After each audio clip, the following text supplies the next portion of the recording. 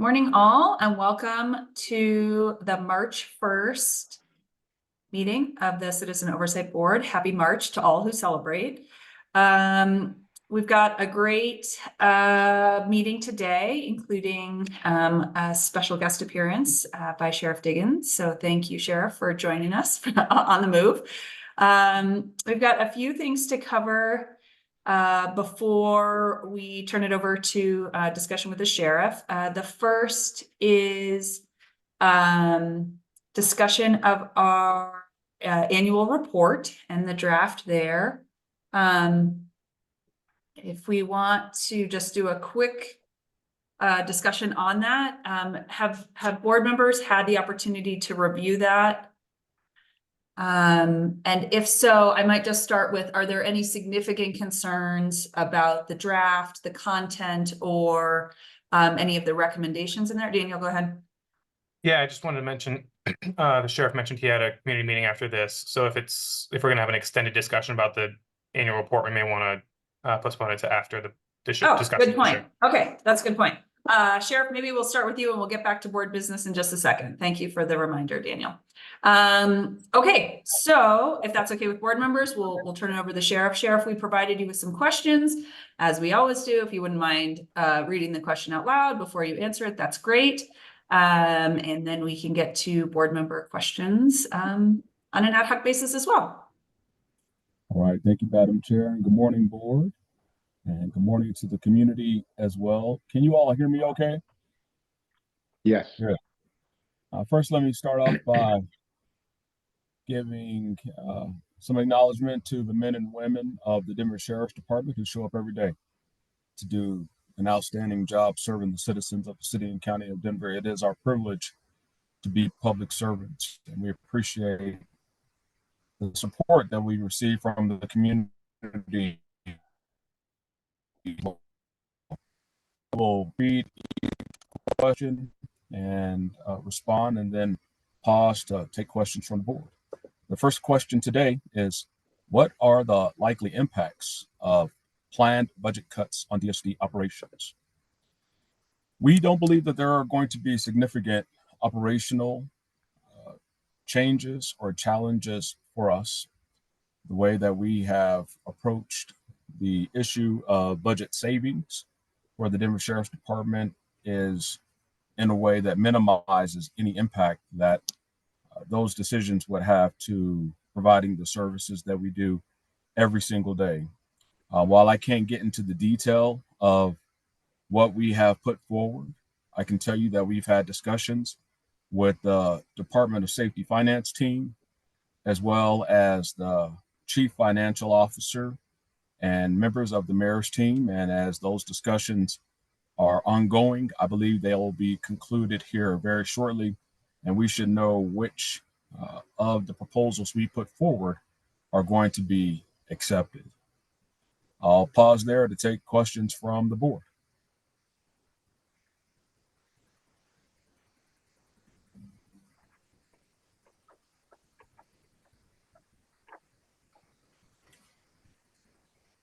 All right, hearing none, I'll move on to question number 2.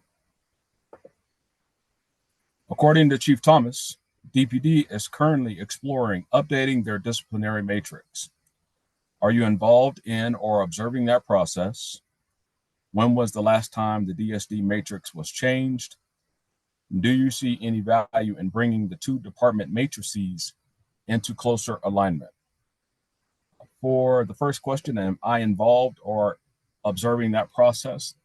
The Executive Director of Safety, Armando Saldalte, has spoken to both Chief Thomas and I, along with the Chief Operating Officer, Janelle Ford, about all of us getting together to talk about the matrices and finding ways where there is an alignment in the work that we do and the Denver Police Department does, and making sure that there is some value in understanding how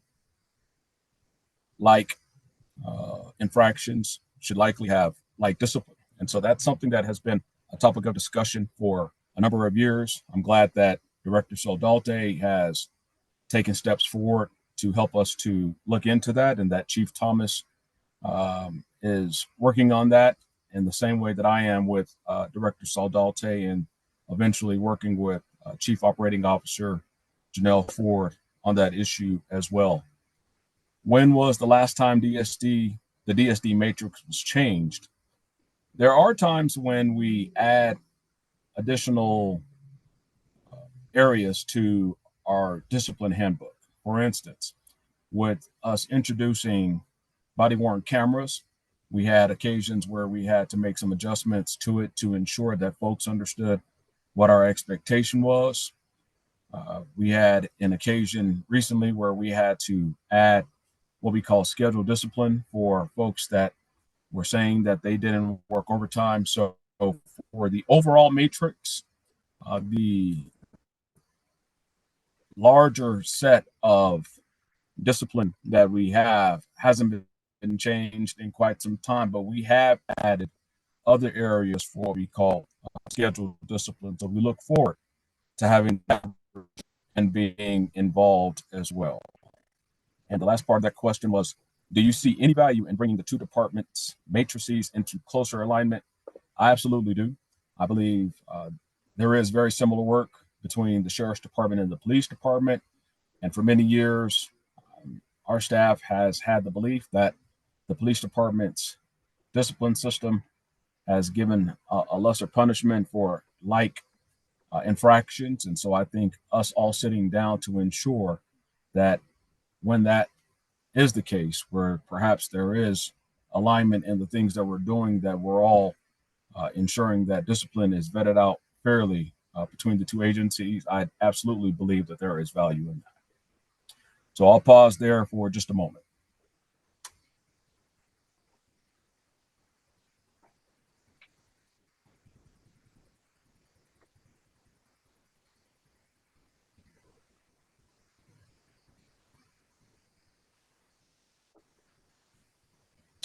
All right, seeing no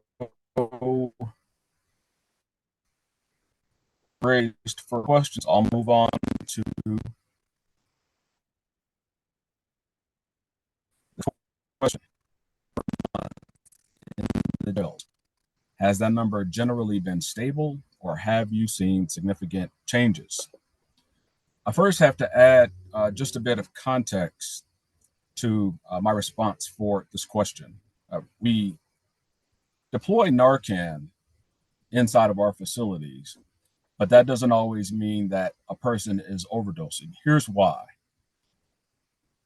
We often don't know what is going on with someone when they're in medical distress, and sometimes folks present in a way that makes our deputies and the medical department, Denver Health and Hospital Authority and the nurses believe that perhaps this may be an instance where someone may be overdosing. However, the only way for us to know that is to do a toxicology on the back end.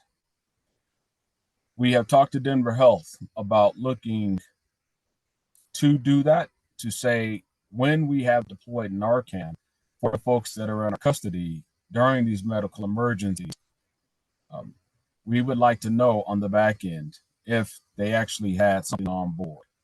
In times folks have overdosed and have passed away, is something that will be done by a medical examiner. I'm sorry, did you say something? That would be a part of a medical examiner. Sheriff, we're getting kind of choppy sounds from you. I think your bandwidth is pretty low there.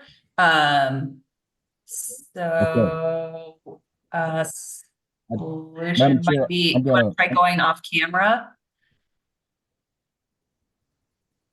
How about I switch to another device?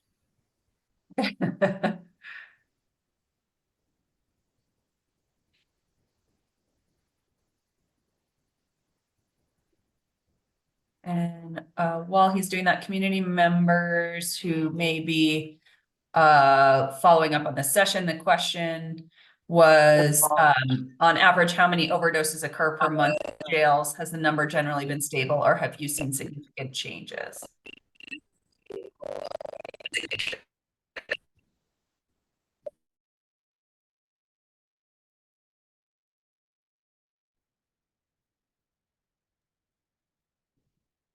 All right, Madam Chair, how's that? Is that better?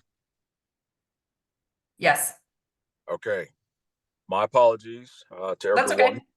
Okay. Do you want to just start over? I read the question Sure. out loud, so if you want to just start over with your answer, that'd be good. Absolutely. Thanks. On average, how many overdoses occur per month in the jails? Has that number generally been stable, or have you seen significant changes? So I was sharing that we actually don't classify the medical emergencies as overdoses. What we do is we provide, either by a deputy or a nurse, a response to a medical emergency just in case someone is overdosing. So they will deploy Narcan for instances where someone may be unconscious and they are taking steps to provide every way possible to save this person's life. That also includes CPR. That also includes deploying an AED. It may include deploying Narcan as well. The only way for us to know if it's actually an overdose is for us to take a sample from that person and to do a toxicology test on them. We are in discussions with Denver Health about how to do that if we roll somebody out from our facility to the hospital, cold 10, which generally happens when we have instances that are medical emergencies of that nature. So let me just start from that standpoint. We have been tracking the number of times that we have deployed Narcan in those medical emergencies, and it's about 2.5 deployments per month on average, and that fluctuates. So we're currently working with Denver Health to figure out a way to do those toxicology tests for folks that survive. For folks that have passed away in our custody, we will get an autopsy from the medical examiner, which includes a toxicology on the back end. Here's one of the other things that I want to share with the public and with the board as well. Unfortunately, overdoses are rising in the general public and in jails across America. In fact, in 2023, Denver saw more overdose deaths than any other time since they've been keeping record. Addiction doesn't stop when folks come into our custody, and there may be times when folks attempt to get contraband, drugs, and take them while they are with us. We're doing everything that we can to prevent that from happening, to detect when it's in our facility, and when appropriate, to prosecute folks that may be introducing contraband as well. We have put together a plan to do that, and some of those things that we're doing in that plan I can't talk about, but what I can tell you publicly is that we have purchased body scanners so that when folks come into our custody, we have the ability to see if they are bringing things into the jail. Unfortunately, sometimes that happens in jails across America. There's also an instance where folks may be attempting to introduce contraband to the mail system. So we're taking measures to interdict that as well. We have trained our canines who have already been trained to detect drugs to now also detect fentanyl. And in fact, we have deployed them throughout our facilities.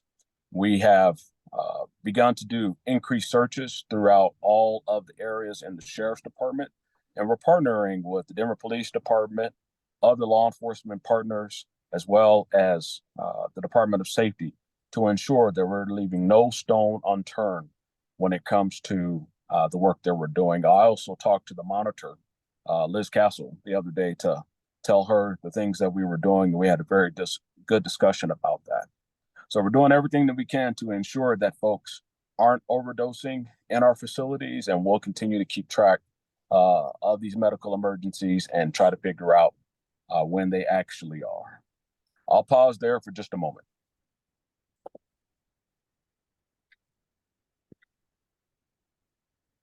I guess I have a question.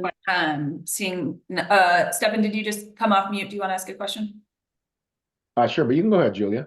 Okay. I don't know enough about Narcan to know that, like, if you administer it in the case of not an overdose, that is harmful for people. But so what you're saying is that in some cases you will administer Narcan on a suspected overdose, and that is a good solution.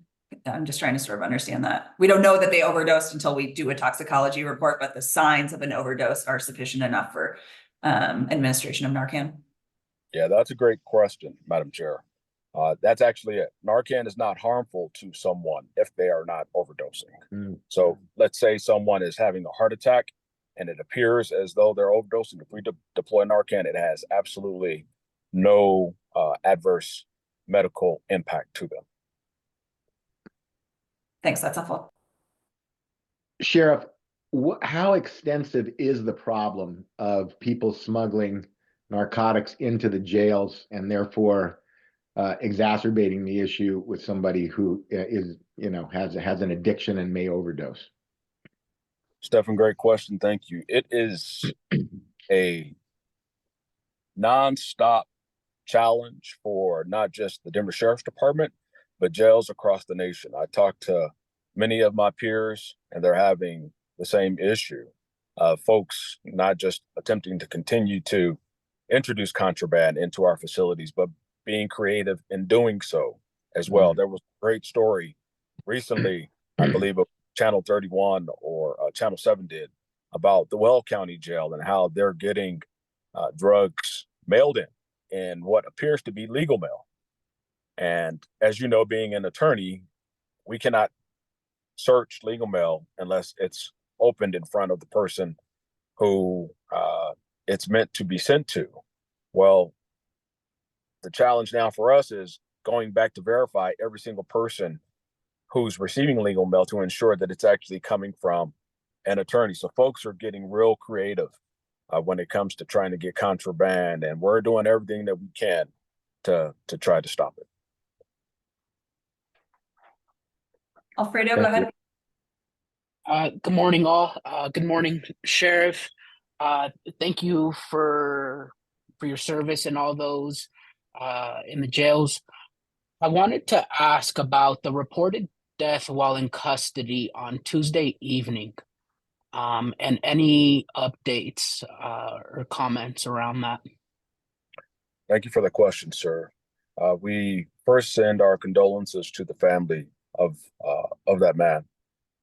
The Denver Police Department is investigating that. Their homicide unit came out for that event, and they conduct an investigation on all deaths in custody.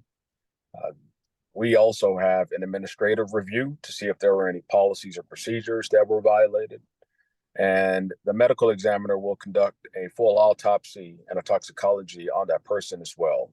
So once those things are done, we'll have a better sense about what actually happened. I rolled out that night. Director Soldalte accompanied me and some other command staff members. And it was a very unfortunate event. A few of our staff members were pretty shaken up by it. And so we made sure that they received peer support that evening. And we also asked our Chief of Mental Health Services, Dr. Nikki Johnson, to come out and along with her team to walk through and check on the other folks that are in our custody, just to make sure that we heard and listened to them and to make sure they were okay that evening. It's pretty traumatic for everyone involved. So there's an ongoing investigation, and we'll be happy to report out about that once we have the results from all those other units. Thank you for that. Great. Other questions for the sheriff? I have a question. Go ahead. Good morning, Sheriff. Good morning, Karen.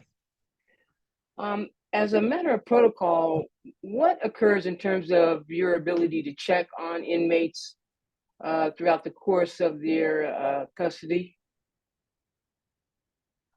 Are you talking about me specifically or the staff? No, I mean the protocol in the sheriff's department. Well, they're in a pod where deputies check on them twice an hour, no more than 30 minutes in between the time that they do that. We have mental health staff that work side by side with our crisis response team. We have program staff that work with folks for different programs. We have supervisors, sergeants that are going through the pods every single day, captains that are going through the pods every single day. And the majors are often going through the facilities. The chief, myself, we often go through the facility. So there's a lot of touch points for people that are in custody, not to mention the work that's done by Denver Health. Nurses go through and do rounds and deliver medication and check on folks as well. They have a very robust behavioral health and mental health team in addition to the team that's under Dr. Johnson. So there are a lot of people that check on the folks that are in our custody constantly. Okay, thank you. You're welcome. I think you can proceed, Sheriff. Okay. Fourth question. The state legislature is currently considering codifying the work of the Jail Standards Commission through House Bill 24-1054. Are you familiar with the commission's proposed standards? And if so, has the DSD already done any work to compare current practices against these proposed standards? I am extremely familiar with this work. And in fact, the Denver Sheriff's Department was at the front of establishing state standards. And for many years, we were proponents of this, even in times where we were in opposition to other sheriff's departments getting on board. I think the stars all aligned over the past couple of years where more sheriffs in the state of Colorado saw the value of this. And we had folks in the legislature that brought forward bills to create a study group for jail standards. And I was a part of those discussions. Chief Line, who's the chief of operations, was a part of those discussions. Major Jameson Brown sat on the commission to help to write them, and Major Janella Roscoe with our department was involved in well. So DSD has not only been involved in helping to craft them, but they're based on the American Correctional Association standards as well as other state standards, which we have been accredited by for many, many years. The ACA is something that we hold near and dear to the operation of the Sheriff's Department. These are considered the best expected practices across the nation, and they help to guide our policies and our procedures. So we look forward to the state standards coming in line. Not to mention, I forgot to say, Dr. Nikki Johnson helped to craft some of the language when it comes to the mental health standards. She worked side by side with Representative Judy Amabile in that regard for the behavioral health and mental health portion of those standards. So we look forward to those standards being in place. We believe that we either meet or exceed all of those standards, and will continue to stay involved and engaged in the process of them getting stood up.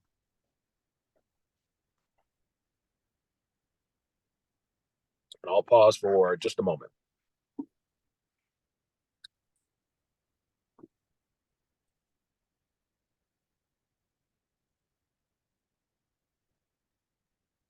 I think you can proceed. Also, just a note to the board, I need to drop off and have a meeting with my boss at 10:30. So I may be the chair, but I still have a boss. And Nick is going to take over leadership of the meeting until I return at about 11. So thank you. Continue on, Sheriff. All right, thank you, ma'am. Last question. Do you have any current plans or anticipated timelines to finalize policies for a bike patrol unit or a criminal investigations unit? We currently have pressed pause on both of these initiatives. Director Soldalte and I will be discussing them here in the very near future. one of the things that we want to ensure is that we're taking care of the work that we're currently doing before we proceed to additional duties. And so we will be talking about these things here in the very near future.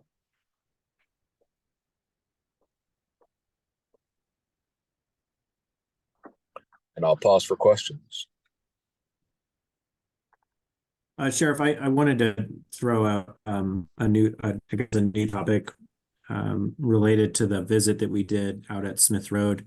You gave us a walkthrough where we were able to see some of that contact visitation for families. So I'm just wondering if there is any update on the development of that. Thank you for that question, sir. Yeah, in fact, I had an update on this yesterday. The artist has gone through the procedures for the city that they needed to complete in order to do the public art. And they have given us a timeline of approximately 8 weeks to complete that. I think it's a team of artists and their schedules will align to allow them to complete that art within the next 8 weeks. They're from the community. I've been told that they're graphic artists, street artists, and tattoo artists that have come together to put together this fantastic piece that's going to be representative of the community. So we're looking forward to them getting that completed. And once it's done, then we will be ready to have a ribbon cutting ceremony, and we will ensure that the Citizens Oversight Board and the Monitor's Office and the public is invited to that. It's a very exciting project for us. It's been a long time coming, so we look forward to getting that done as soon as possible. And you all saw the space. The space looks great already, and I can't wait to see what this public art is, and look forward to bringing it back to the Denver Sheriff's Department, bringing in-person visiting back to the Denver Sheriff's Department. Yeah, I couldn't agree more. The space looks wonderful, so I'm excited to see how that unfolds. Thank you for those updates. And not to step on Julia's toes, I know she said she had to duck out Go for it. the meeting. Does anybody have any other? I think that's all of the questions that we sent over in advance. So I don't know if any of the other board members have questions. Karen? Yes, in response to a recent report, I believe from the Denver Post, it reported on a deputy sheriff being involved in a car accident. And do you recall a recent reporting? I understand that it's in investigation, so I don't need to ask any questions about the investigation itself, but simply to ask, what is the status of the investigation at this point? I believe we have already moved forward with termination for that employee. Okay. Okay. So in that situation, in terms of how the consideration of a case or a disciplinary action occurs, when something like that happens outside of that person's jurisdiction, and it comes to your attention, not as a result of a citizen complaint, but as a result of reporting by another police department or sheriff's department, how does the process occur then with regard to consideration for disciplinary action? Well, deputy sheriffs are subject to our rules and regulation, regardless of what jurisdiction they're in. Okay. If they violate the law in Denver, Arapahoe, Adams, it doesn't matter where, then the rules are the same. And so we treat each on a case-by-case basis and utilize the disciplinary handbook and career service authority rules to make the determination. So in the situation where this deputy is terminated, is that disciplinary action subject to appeal? Yes. Okay. Thank you. You're welcome. Oh, one other question: have criminal charges or I guess traffic charges been levied? Yes, he was. He had criminal charges placed against him, and I don't recall them at the moment, but we certainly can send that information over to the board. Okay, thank you.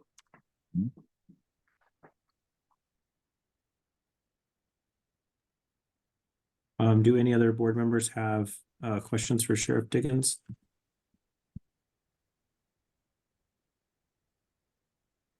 And I'm not seeing any other questions from the community. So I think unless you had anything else for the board, Sheriff Diggins, I certainly didn't want to cut you off, but it did sound like we just had some board business to talk about, but we want to be respectful of your time. We know you have another community engagement here. Well, thank you all. And I do want to tell you all, thank you for coming out for the Denver County Jail recently. I believe it was very informational for you all. Glad you all got to see the old building too. So you could see how far the Sheriff's Department has come and the philosophy that we have and the way that we treat the people in custody, and also the recognition of the hard work that's done every single day, 24 hours, 7 days a week, 365 days a year by the men and women of the Denver Sheriff's Department. So we thank you for your support, and thank you for a good conversation today. Thank you, Sheriff Diggins. Thank Thank you. you, Sheriff. Have a good weekend. You as well. So then just turning to the other board business that we we're starting to cut into. I guess I don't know that we actually approved the minutes from January 19th and February 2nd. Maybe we should do that first. So did all the board members have a chance to review minutes from the last two board meetings? And does anyone have any changes, or are we good to approve? And if so, can I have a motion to approve? So move. Real quick, sorry, I'd like to make a clarifying edit in the minutes. Okay. Around the conversation with Chief Thomas in closing the loop around disciplinary actions. I'm not sure, Daniel, if that was made in the minutes in the last draft that you sent over. But there was that point of clarification of just what comes after, not necessarily like just what that closing that loop looks like once we get disciplinary orders, of making sure that that was implemented and what was the outcome of that. Yeah, in the draft minutes, currently has an action item for the board to discuss a little bit more specifically what you all want to see, like the extent of that. Do you want it on a monthly basis? Do you just want, when the monthly discipline orders come out, do you want to flag these 3 cases instead of all of them? Or like how exactly, what exactly does the board want to see? I think that's an internal discussion that we can have here and now if you'd like. But in the minutes, it just says to have that discussion about what the board wants in terms of follow-up regarding training and non-disciplinary actions associated with a disciplinary case. Understood. Yeah, I think that's sufficient then. Thanks. Perfect. Anybody else have any comments on the minutes from either of the two meetings? So I think we had Karen moving to adopt the minutes. Do we have a second? I'll second. Thank you all. Okay, so we took care of that. And then we started to talk about the annual report.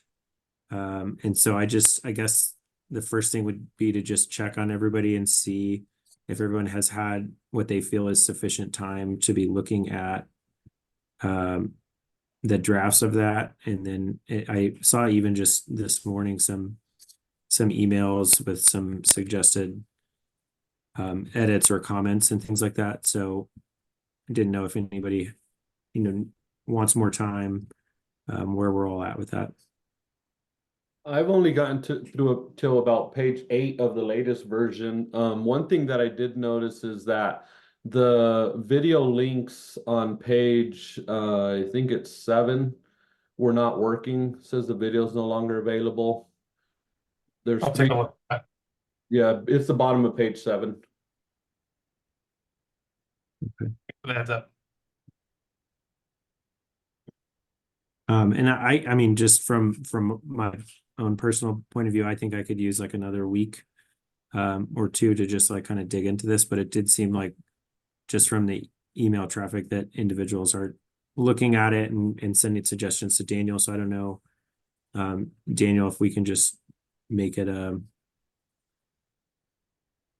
priority to just like everyone can try to get their comments to Daniel as soon as possible and suggestions, and then we can be working on it and hopefully closer to a finalized version of everything before the next meeting. I don't know if that feels like a good timeline, Daniel. Well, the next meeting on March 15th is the statutory due date for the report to be published. Right. Yeah. That's So it will need to be done before then. The main, we are free to update and edit our draft until it is published. The main question here is, we typically do send a draft of the report to the Department of Public Safety for their input, on anything that might be inaccurate, and also any feedback that they would like to provide the board that the board can take under consideration. Okay. And so we typically, in the past, we have given them approximately a week for that. And so if we were to do that again, the sort of preferred timeline on that would be to send them a presentable, close to final draft on next Monday, the 4th, and ask them for any of, give them a deadline of Monday, the 11th, to respond. And then we would have from the 11th to the 15th to review their feedback, come up with any edits, and then formally approve it. Yeah. And that makes sense. I guess I just want to make sure that all the board members have sufficient time. And so if we send out like the draft, with the comments that already kind of adjustments, like Larry's saying with the video edits, and I saw Tamisha sent some stuff this morning, but would we be okay to like send them a draft with an asterisk being like, we're still working on this, and then we give the board, like maybe like close of business on like Wednesday is your deadline for getting to Daniel your thoughts, your edits, just so that, because I don't want to jam you up either, so that you have sufficient time to look at those edits and put them in, if what I'm saying makes sense. Yeah, take the time you need. If we need to make more edits after it's sent out, it's absolutely caveated as a draft that is still, under discussion and subject to change. So absolutely able to, if, getting it to me by Monday morning would be, ideal. Okay. But if it comes later, if you need more time, that is, we can absolutely work that in. Okay. Yeah. So why don't we just say that, if you're looking at it and like Larry said, he's still digging through it, et cetera. And I think all of us are, if you see something, send it along to Daniel. Don't hold back. And, the sooner we can get those comments over, obviously the better. But then we can also just try to make a hard deadline of close of business next Wednesday with the understanding that we can always come back and review. But if you have comments to make and you can make them today and your workplace, permits you to get through that stuff for today, that'd be fabulous. If not, it's hard to ask people to spend their weekend looking at stuff. But if you do have time available to help Daniel out and get that in to him before Monday morning, that would be super helpful. And then I didn't want to like close the discussion there as it pertains to the draft annual report. Did anybody have any other comments or items that they wanted to discuss, or things that they wanted to sort of bring up now, or are we happy to move on, whatever the board wants? Do we need to address the questions that you put in your email, Daniel? Yeah, we can. I think some of them touch on confidential matters as well. And so I think there's part of that discussion that we could have here. Part of that discussion would be eligible for executive session. It just depends on what parts of that conversation we might want to have. Is it best to maybe just do it all in executive? That makes sense to me. And so then I'm just kind of looking at the draft agenda for today. I don't think we had any other announcements.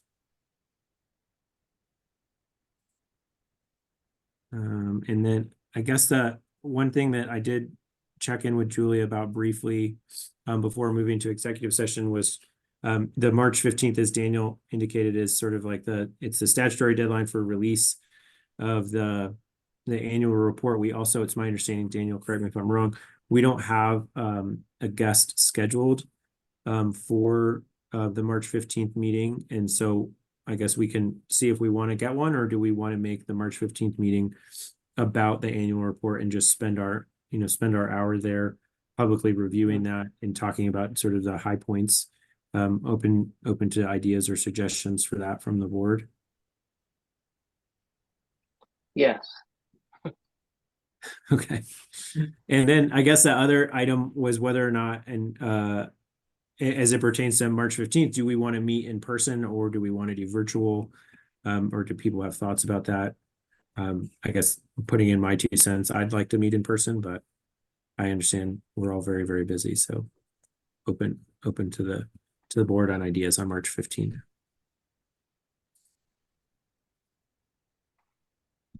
And I will just mention, the board is, by ordinance, we are required to hold a meeting for public comment within 30 days of issuing the annual report to sort of present it and, get the public's, feedback or questions. And so we can do that March 15th. Depending on how soon we get the report finalized, folks may or may not be comfortable presenting on something that was just finalized a couple days ago. And so just want to throw that out there in terms of, preparing a report is different than preparing a presentation on the report. And so, depending on who's doing the presenting, may want to push that back a little bit. We can do, typically the first meeting of a quarter is in person, sort of administrative in nature.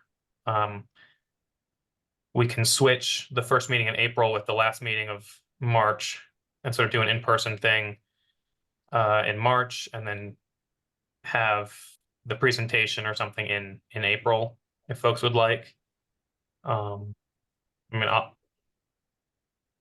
There's a lot of options. So Yeah, do board members have thoughts or input on that? Preferences? Open to in-person on the 15th. In person on the 15th.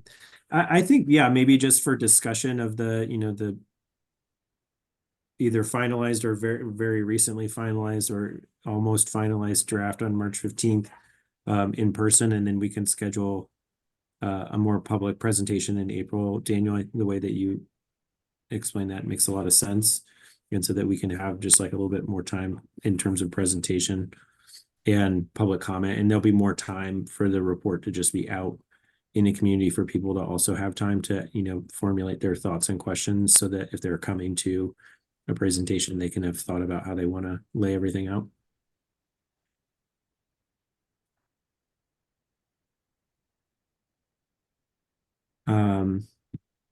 Okay, so then any other board business for the public forum, or should we switch to executive session to talk about some of the annual report and the other things we talked about? Hearing no comments, can I have a motion to move to executive session? So move. In a second, please. Second. Okay, so Daniel, I think we all have the link. If you don't, please let Daniel know, and we'll see everybody over at executive session. And that will conclude the public forum for the Citizen Oversight Board, March 1st, 2024. Thank you, everyone. Thank you.